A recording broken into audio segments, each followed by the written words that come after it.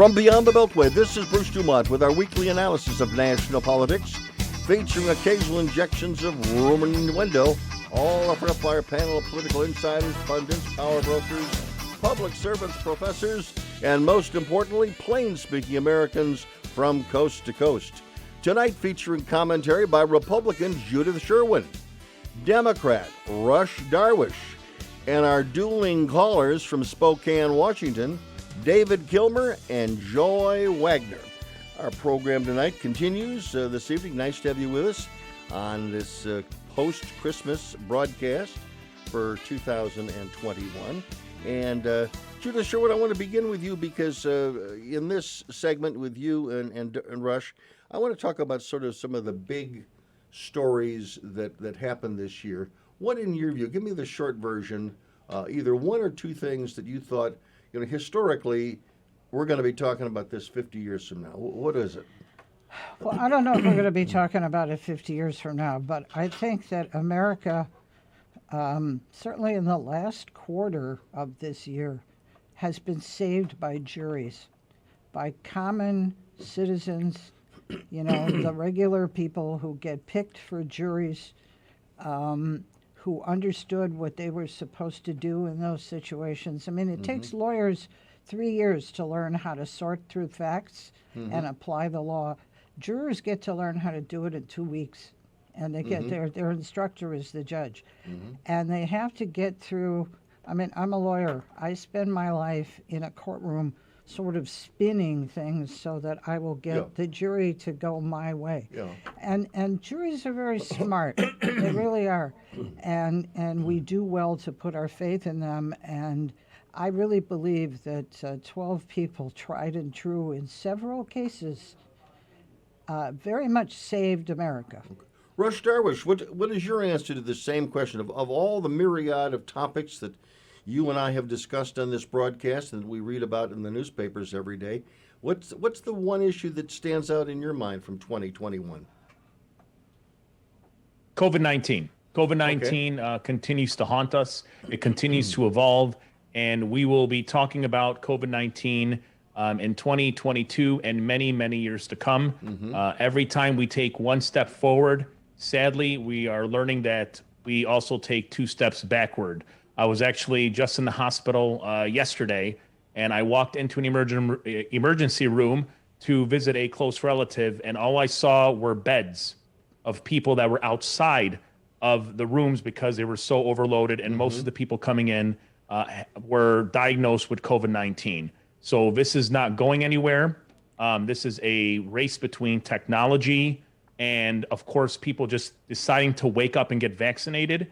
But we're going to be talking about COVID-19 for a long time to come. And I hope 50 years from now, Bruce, that I am still alive and well. And I can tell my grandkids about how dangerous it was and how when it first started now 2 years ago, it changed the world as we know it. When you were in the hospital yesterday, were you there because you had a problem or were you visiting someone? Yeah, I went, a close relative is in the hospital not doing well. And I walked into the emergency room and I saw about 17 people outside of the room. They're literally just in the hallway. The beds were literally in the hallway with people just laying there. It's heartbreaking. It's devastating. And I asked one of the nurse, what's going on? How could this happen? This is inhumane. And she said, there's nothing we can do about it. There's a huge surge in COVID-19, and we don't know what to do with the people. We have to move people out because some people have mild cases. I saw some people getting wheeled in. Now, I'm not saying every single person who was getting wheeled in into an emergency room had COVID-19, but the majority of the people that were there were diagnosed and needed medical treatment. Judith Sherwin, we should mention that you and I spoke before your appearance this evening on the program, and you had some concerns as to whether or not you could make it here this evening because of your conversation with your doctor, if you don't mind sharing at least a portion of that. That's fine. I mean, I have a very close friend who is a COVID doctor. He's a pulmonologist. And so he's been dealing with this up and down since January of 2020. And so whenever I hear anything, because there's a lot of misinformation on both sides of the equation that get out. So whenever I hear anything, I call him up and I say, so what's going on with COVID? All right. He told me pretty much the same thing that Rush just said. In some of the hospitals, they have people out in the hallways. Now, to be fair, when they have a bad flu season, they get that kind of problem also. But they had reached a point with COVID where this was not going on. All right. So as far as he's concerned, he said that we are now seeing the result of Thanksgiving, that there were a lot of family parties, that people were going places, they're going to the movies. I mean, I went to the movies a couple of weeks ago, and so everybody comes in with a mask, they sit down, and then they start eating. They're eating popcorn, they take the mask off, they never put it back on again, as far as I could tell.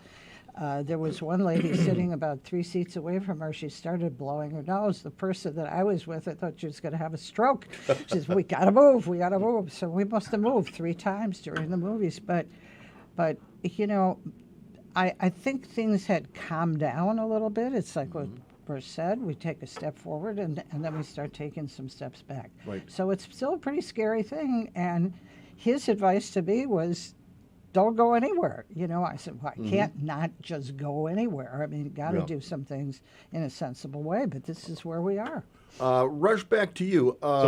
With all of the cautions, with all of the messages that have come from government, not only this year, but going back last year to the very beginning, who do you believe, when a message comes to you, do you automatically believe it, dismiss it, and especially if it's coming from government, because some of their dictates and messages over the last 24 months have been conflicting?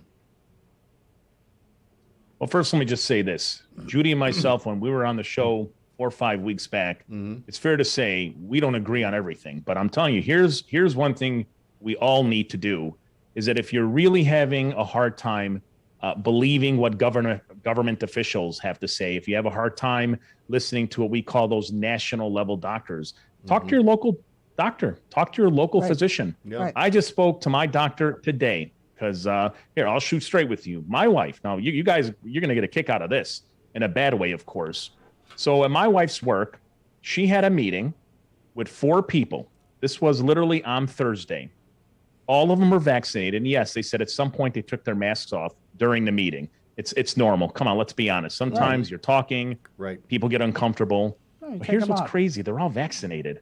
3 of the 4 people who are vaccinated got COVID again. 3 of the 4. We just literally, kid you not, Bruce, we literally just got back from a clinic about an hour ago, and we just got the results back. And my wife, just out of pure luck, ended up testing negative. So that just gives you an idea of how dangerous COVID-19 is. It just goes to show how dangerous these variants are. And if we are not vaccinated, everyone's saying this, and I know that people have different opinions, but the key is to be vaccinated, because at least the people who got COVID-19 the second time around, because they're vaccinated, they feel fine. They're okay. Okay, we've got to pause. That's what we got to think about. We got to pause. I'm Bruce DuMont, coming back from Beyond the Beltway. Don't go away.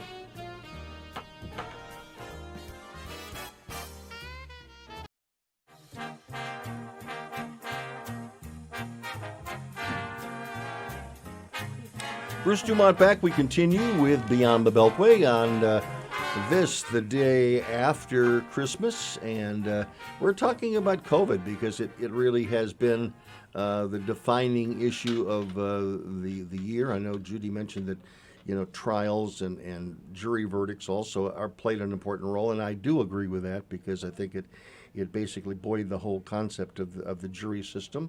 You may not agree with all the jury verdicts that have come out, but at least I agree with at least 3 of them that have come out. And again, we'll know about what's happening in the Minnesota case involving the female officer, but that may happen that may be happening next week, or we may be trapped in tape situation. You may know the answer to that, and we don't. And we don't. as we tape the show. My question to you, though, is we're going back to who do you believe? And let me ask you, Judy, the same question. You've been skeptical of government policies for a while. I mean, when Andy Fauci, when Dr. Fauci speaks, do you listen? No, How come? because well, first of all, Dr. Fauci has a history. All right, Dr. Fauci didn't just spring up last year. There's a book that's come out recently by Robert Kennedy Jr., which is very interesting about Dr. Fauci and his activities in the early AIDS crisis with AZT. He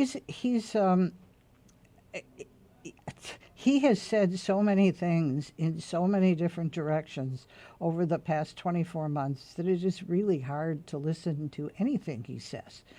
So as I said before, when I want to know what's going on, I mean, half of the stuff you hear is panic peddling, or it sounds like panic peddling. By the news media. By the news media. The other stuff that you hear is oh, it's nothing. Well, that's not true either. Okay, so Let me jump in for just a second, because Sure. you mentioned something about Anthony Anthony. Fauci. I know an Andy Fauci, so that's confusing. Rush, what's your answer to the same question? When you hear Dr. Fauci open his mouth now, what's going through your mind?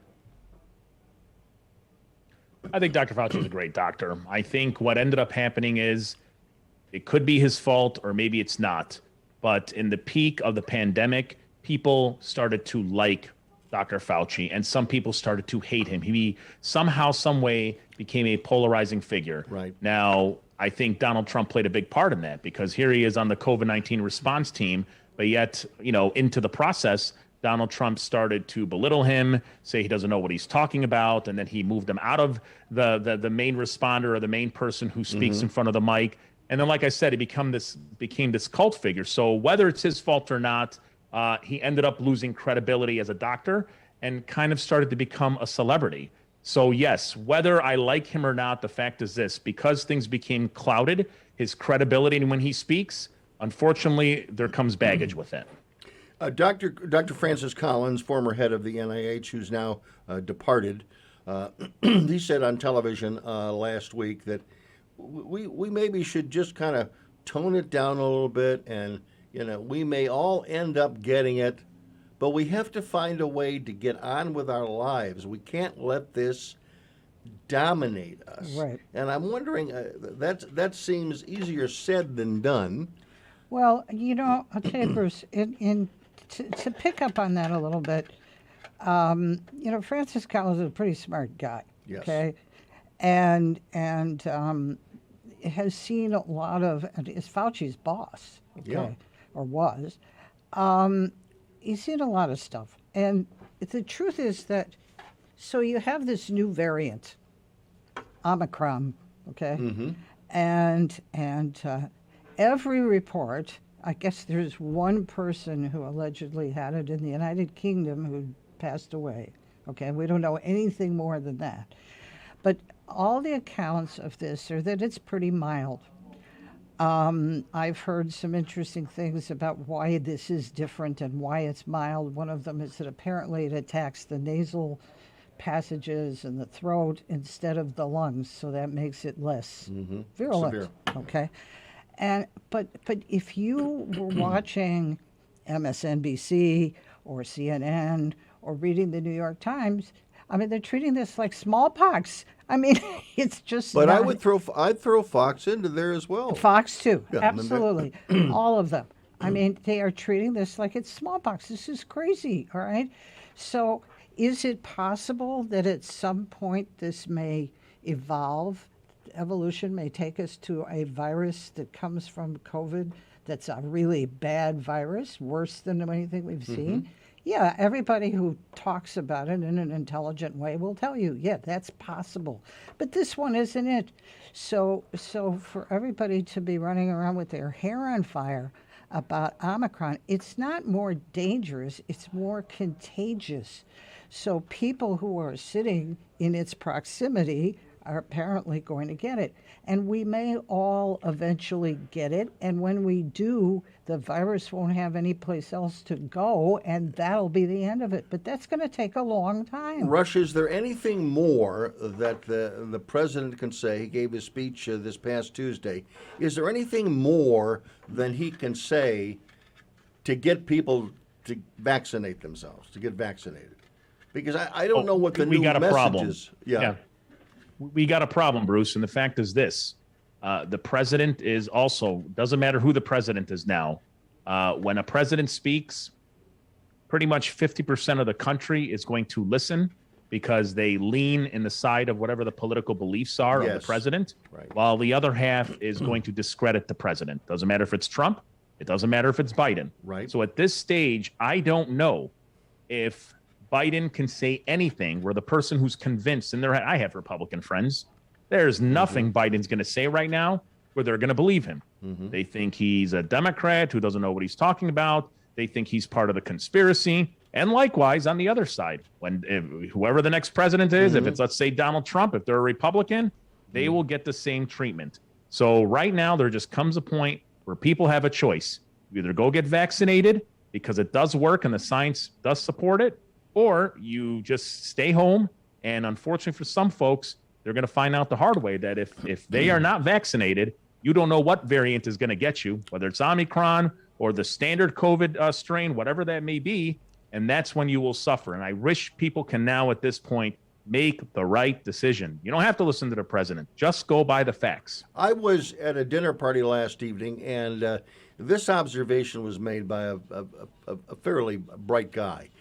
And he made the comment that in the early days of the vaccine, this is when Trump was president and touting all this, that you had Joe Biden and you had Kamala Harris and you had others say that they wouldn't take anything that came from Donald Trump. And I don't know whether I put you in that category, but certainly you know a lot of Democrats that may think this. And that was okay. So that's one issue. We're talking about why African Americans don't take it to the level that they should be taking it. So that's strike one, because they're hearing people that they like or admire saying, I'm not going to take it. Then the next thing is public health all over the United States, including in Chicago. The leaders, many of whom are African American political leaders, in trying to deal with a deficiency of medical care in certain areas, including the poor and blacks and minorities, they said, we're going to give you the first shot. You're going to get the first shots out because we think there's a deficiency here. But instead of that being perceived as a good thing, that I'm first in line, it perpetuates a feeling that many blacks have that this is another government testing, and here these people, they want to test me first. Right. And that those combinations, plus you can factor in with minorities, certainly Mexicans and Hispanics, is that you feel that you go in and you're going to get a test and you're going to end up on some INS list, and you may get your jab in the arm, but you may also get a knock on the door from the INS. Right. So all of those things which were meant to be, this is government do-goodism at the absolute best, and that the result completely flopped. Now my question to you, Rush, to you first. What do you think of that assessment that I just shared? Does it make sense to you? Well, I could only go by the experience I have as an Arab American who works here in the business community and works with, on a grassroots level.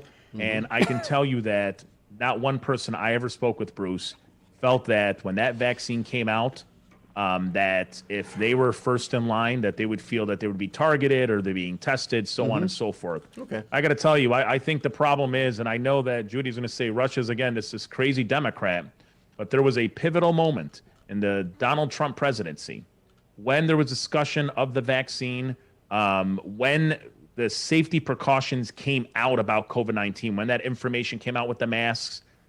Bottom line is this. there needed to be a united message.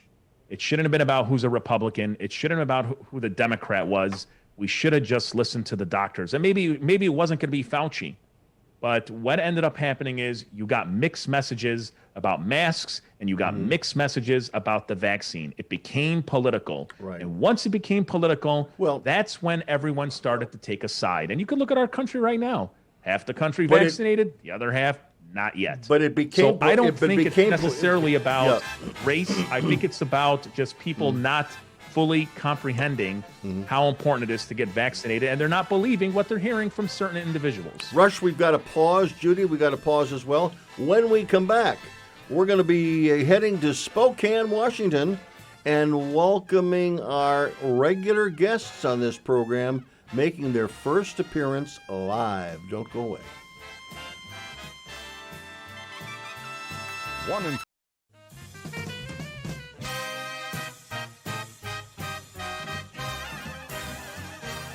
Bruce DuMont back. Nice to have you with us this evening on this post-Christmas broadcast, wherever you're listening from coast to coast. You may recall, if you're a regular listener to this program, we have had some people that pop in and ask questions periodically, and they become somewhat regular listeners. And a couple of weeks ago, David, who identifies himself as from Spokane, Washington, he called in, and he's usually a very, very good guest, and I asked him if he'd be willing to be a guest some night on the phone, and he said yes. And no sooner had I done that, but another regular caller, also from Spokane, by the name of Joy, she called in and she said, well, if you're going to have Dave on, can you have me on too? And I said, well, that sounds like a good idea, because they appear to be on opposite sides of the political spectrum. So they're going to join us now between now and the rest of the broadcast. They're going to join in with Rush and Judy, who will weigh in with some thoughts and maybe pin them down on some of their opinions. But we now welcome to this Beyond the Beltway microphone, we welcome David Kilmer and Joy Wagner, and they join us from the beautiful city of Spokane, Washington. David and Joy, welcome to Beyond the Beltway. Thank you, Bruce. Thank Joy, you. okay, I'm going to begin with David because he was the first one invited. David, what we've been talking about COVID here in the last couple of minutes. When you hear a message about COVID, how do you go about whether do you believe it or not, or who does it have to come from before you will believe it? It has to come from the data, Bruce. I've been looking at the data since February, March of 2020.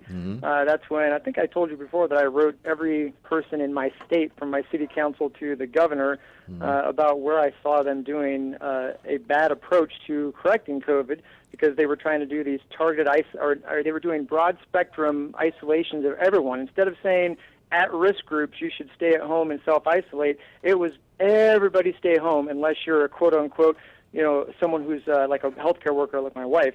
And I was trying to explain to these people that this COVID is a very targeted disease. It goes after specific groups of elderly people, or if you're younger with comorbidities. So the data has to change for my opinion to change. And I kind of get sick. I hear people talk about the experts. Oh, we're not listening to enough experts. And if you don't understand yet, you should talk to your doctor, as if we're wrong-minded for thinking like myself the way I do. When, in fact, I listen to plenty of experts. I listen to people like Jay Bhattacharya from Stanford, Martin Koldorf from Harvard, Harvey Reich from Yale, Marty McCary from Johns Hopkins, all kinds of experts, many epidemiologists. Some epidemiologists are professors of epidemiology. They teach epidemiology to potential epidemiologists, for future generations. And I listen to those kind of people, but I did all the data myself, went to the CDC website. I've looked at the data, and I'm perfectly comfortable not being vaccinated. Okay, Joy, let me go back to you.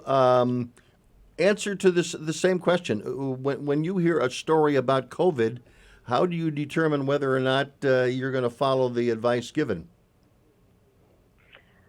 Well, I think because it's so it can be transmitted so easily, that for me, that gave it a different. I had a different perspective on it than I might with other, like perhaps the flu or other diseases. And so I'm 65. I'm in good health, but I felt like, I was in a category that I had to be careful. But then I also had a brother who unfortunately passed away about 6 months ago from lung cancer. And so I had my brother who was very much at risk. I have spent a lot of time, and I helped with taking care of my niece's 2 young children who just got their first vaccination, but up until recently they could not. And so I was also looking at those around me and what was the way that I could be the safest for myself, but also provide the greatest safety and protection to others. And so once the vaccination was available, then I wanted to get it, and I also volunteered at some of the mass sites that they had here in Spokane as a non-medical volunteer to help people get vaccinated. Okay, so in your particular case, you have been vaccinated now, correct? And then I had the booster as well. And you've got the booster. And Dave, you identified that you have not been vaccinated at all? Not at all. And you're not going to be? No, nor is my wife, who's been a nurse for 30 years and works at Sacred Heart. Here's my question. How do you feel about neighbors who are vaccinated? Perfectly fine. We encourage all of our friends and family who are in at-risk groups to get vaccinated. Joy, what about you? How do you feel about friends and neighbors that are not vaccinated? I don't know who with all my neighbors, but I know I recently went in and I was having a facial. I had assumed that the person who was giving me the facial was vaccinated. It turned out that she was not, and that did make me feel uncomfortable. You're in a small room, I'm not wearing a mask, and she had said that she had COVID in the past, but that I think was a year ago, so I'm not sure kind of what how immunized she is from it. But, I'm very involved, for example, in my church, and I know that like many of the churches around, there's an older population, and it's really very interesting. There's people on all on the political spectrum, from very conservative to more liberal, and they are adamant about having people be vaccinated. And I think, again, they want to stay safe themselves. And because it can be transmitted, and, if you're healthy, you may not have any symptoms. And so I think they look at it as, at times, it can be, it depends on, I think, also why people are not being vaccinated. And that's one of the things I think, not that it started with Trump, but that's one of the things that I'm particularly concerned about in kind of our world, and particularly in our United States now, is there seems to be such an emphasis on individual freedom. And it's like everyone can do what they want to do, and that is important, but I think we all live in communities. Okay, And, David, well, I want to get David's response to that. What about that assessment by Joy about freedom, David? How do you react to that? Well, that's one of my main tenets of the whole thing. I take freedom at the highest level. Now, I am all for safety as well. I've told you, some people before, in the Marine Corps, besides being a pilot, I was the Director of Safety and Standardization. I went to the Naval Postgraduate School in Monterey for safety training, operational risk management. It's all about assessing and analyzing risk. So I look at everything from a risk analysis. And that's why, like I said, for over a year and a half, I've been analyzing all the data, listening to all the experts on both sides. And I am perfectly fine with people feeling concerned about themselves. But one of the main reasons that people are so concerned, like Joy's, people at the church, a lot of these people are concerned because of what they see on TV. If you recall back in 2020, you couldn't turn on the TV without seeing the death counter in the top right-hand corner of your TV. And now, mysteriously, heading into 2021 in the winter, which is starting to COVID, going to uptick again, we don't see those death counters anymore. And I believe that's political, personally. But, my wife also, she at the hospital just a couple weeks ago, they had an incident where it wasn't a patient she was taking care of, but there was a perfectly healthy 30-year-old patient at the hospital who other nurses that she is, familiar with, that she works with, were taking care of. And that patient was so morbidly afraid of COVID. She's 30, or, a 30-year-old patient, so morbidly afraid, was wearing 2 masks And then when given a private room, so you go from 2 patients to 1 patient in a room, she still wanted to wear 1 mask because she was afraid if she got COVID, she would die. She's 30 years old, perfectly healthy. Her chances of dying are, or living, I should say, 99.99%. Okay. She has.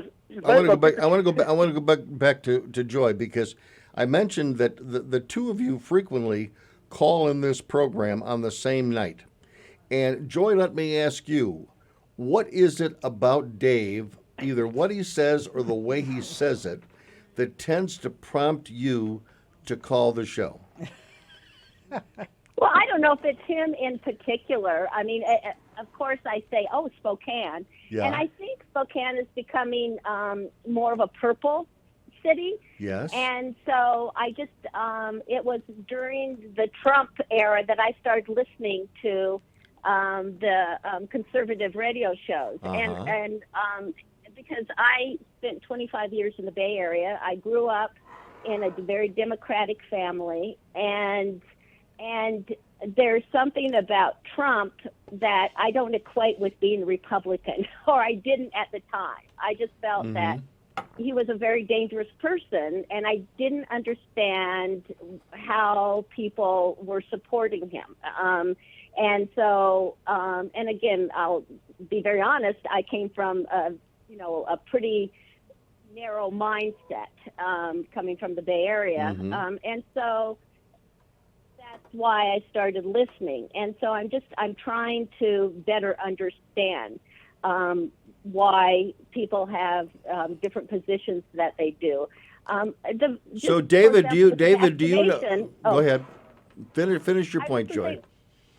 Just with the vaccination, I'm very concerned. You know, I think the number of anti-vaxxers were relatively small. And one of the things is, will we have just more and more parents not vaccinating their infants and not vaccinate, so we'll have, and that worries me when it's more of a political decision for not being vaccinated, that there'll then be this personal choice of not vaccinating children, and there'll be the reemergence of a lot of diseases.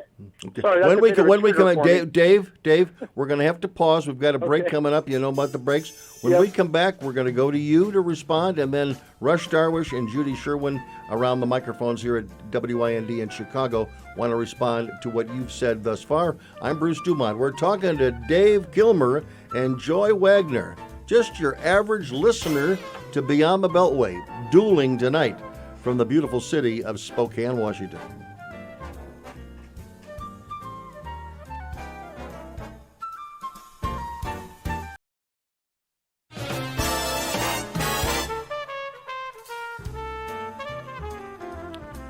Bruce DuMont back, and before we go too much further, because we're coming up to our end of our broadcast soon, and I want to thank Frankie Rodriguez, who's been our producer for the last several months. Frankie is moving on to bigger and better things with his career, so this is his last broadcast, riding the dials on this program. So again, Frankie, thank you very much for your assistance, and have a very Merry Christmas and Happy Holidays to you and your family, and good luck in your new career, which is out of radio, which I'm sure will bring a lot more stability to your household than to sticking around and doing radio every Sunday night. Rush Darwish is here. Judy Sherwin is here. They have listened patiently to David and Joy. I want to go to Judy for a quick response to anything that you've heard David or Joy have to say, and I'm going to then bring Rush into this conversation as well. Judy? So there are a couple of phrases that I hear in connection with COVID that send me right up the wall. One of them is follow the science, because there ain't no such thing as the science. Yeah. Science is a process whereby we learn various things about the world around us. So there is no the science, as far as I've ever learned. The other thing is that I understand, and I respect the fact that the gentleman says he has reviewed the data. Data is an interesting concept. Data can mean a lot of things. I can look at the same data that he's looking at and come to an entirely different conclusion because I have a different framework in mind when I look at the data. So looking at the data is not necessarily a valid response to what you decide you want to do about All right, COVID. let's let David respond. David? From a statistical viewpoint, that would be correct, because statistics, there's lies, damn lies, and statistics, depending on what you do with data. The data I'm talking about is cut and dry. Like what I've done this whole last year and a half, I went to the CDC website, I looked at exact deaths, cases, I went to the Census Bureau to find out population per age group. I just did pure math of cases, deaths, look at what the death rate is. The only adjustment I made to any of those in the early going was you had to make an adjustment, if you were going to be logical about things, to account for the people who were not getting tested who did in fact get COVID, because in the early going, everybody knows there wasn't enough tests out there. And if you look, you can find plenty of experts, quote unquote, that will even confirm. You have to multiply the confirmed cases by anywhere from 4 to 8. You can find numbers out there to get more of an accurate representation. So I got the accurate representation of what the cases were, and I come up with death rate. That's the only data I'm talking about. I'm narrowing it straight down to what is your chance of dying from COVID. Okay. And I want to go to Rush because he's been standing by silent for a couple of minutes now. Rush, you want to weigh in on what first David of all, and Joy have to say? What I love about David is he's one of a kind, and I appreciate that. I really do. I appreciate the fact you have a guy that's saying, hey, I'm looking at the data. Bottom line is I'm probably younger, I'm healthy, and basically at risk. If you're old, you got a better chance to die. Well, guess what? I literally, as you were talking, David, I was checking my social media feed, and a 32-year-old nurse just passed away of COVID-19. Matter of fact, the state senator in your state, Doug Erickson, 52 years old, big-time Republican, anti-vaxxer, anti-restrictions, so on and so forth, died, COVID-19. Yep. And the biggest mistake we will make in this country is for anyone to think that there is a data that suggests that these folks are going to die or have a higher chance of dying, while this side here has a less chance. And yes, we get it when you say from a generic standpoint, that is true.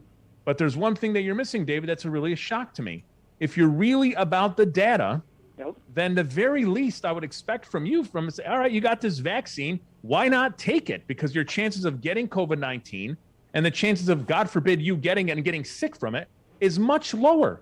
So that's why I'm like, wow, I'm actually shocked that you're doing the data, going on the websites, seeing what the scientists are saying, but the conclusion is for you, you know what? I don't really need to do it. Okay, David's respond, and then a final word to Joy. David, go ahead. Where to start? Well, the answer is quite simply, the data is the data, and for every person you find who is under 60 and a perfectly healthy person, because anybody under 60 who dies doesn't mean that, that screws up the whole data. You have to look at what were their comorbidities.